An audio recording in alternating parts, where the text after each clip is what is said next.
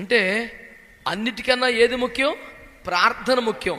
ఆ ప్రార్థనకు మాత్రం క్షమించే మనసు ముఖ్యం.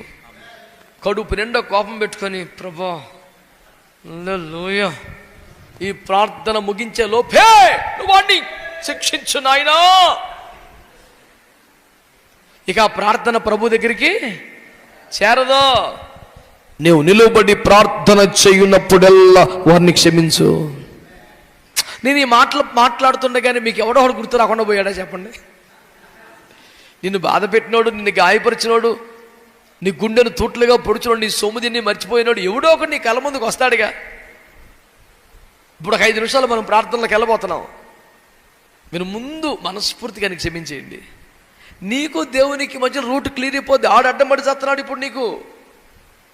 నువ్వు వాడిని మనస్ఫూర్తిగా క్షమించేదాకా అసలు ప్రార్థనకి యాక్సెస్ ఏ ఉండదు నీకు. దేవుని ఎదురు తలుపులు తెరుచుకో.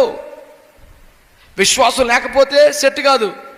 రెండోది శుద్ధీకరణ లేకపోతే సెట్ అవ్వదు. మూడవది నువ్వెంత పరిశుద్ధమైన అన్నా నీకు తెలియదన్నా వాడు నన్ను ఎంత గాయపరిచాడు, బాధపడ్డవాడు తెలుసుద్దన్నా, నన్ను చేతిలో కొంపలు ముంచాడు, వాడు చేసిన కార్యం పడినోడి తెలుస్తుంది నీకు తెలీదు.